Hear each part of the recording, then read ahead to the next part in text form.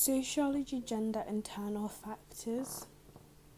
The internal factors are equal opportunities policies, positive role models in schools, GCSE and coursework, teacher attention and classroom interaction, challenging stereotypes in the curriculum, and selection in league tables. Equal opportunities policies. There is more awareness of gender issues, and teachers are more sensitive to avoid gender stereotyping, and this has influenced educational policies. GIST is Girls into Science and Technology. WISE is Women into Science and Engineering. The introduction of the national curriculum in 1988 meant that boys and girls now study mostly the same subjects, and science also became compulsory. Bowler said that the impacts of key opportunities is the key reason for the changes in girls' achievement. Barriers have been removed and schooling is meritocratic, so girls who generally work harder tend to achieve more. Positive role models in school. Women in positions of authority may act as positive role models for girls. Teachers may be positive role models because to be successful, one must go through a lengthy and successful education. Primary schools are accused of being feminized. This means that they give girls role models from a really young age, and this encourages girls to see it as part of their gender domain. GCSEs and coursework. The gender gap was fairly constant until 1989, when it rose sharply. This is the year that GCSEs were introduced, bringing in coursework.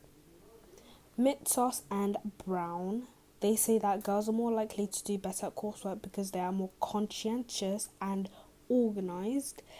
Girls also gain from maturing earlier than boys and from the ability to concentrate for a longer amount of time. So, girls spend more time on their work, they take care of representation, they're better at meeting deadlines, and they bring in the right equipment into school.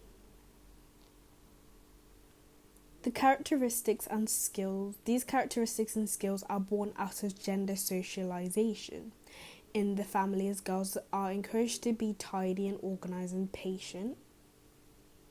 These qualities are an advantage in the education system, and this is supported by the new right thinker Piri. Elwood disagrees. Although coursework has some influence, exams have a bigger influence on final grades.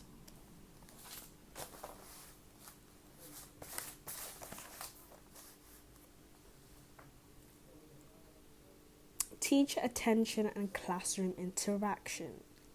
Francis says that although boys get more attention, they're disciplined more harshly and felt picked on by teachers who had lower expectations of them. Swan says that gender differences in communications. Boys dominate whole class discussion while girls prefer to do pair or group work and are better at listening and cooperating. This all leads to a self-fulfilling prophecy. Challenging stereotypes in the curriculum. Wayner argues that since the 1980s, teachers have challenged stereotypes in the curriculum and sexist images have been removed from the learning resources. There are now images that are more positive about what women can do instead of images of wives and mothers.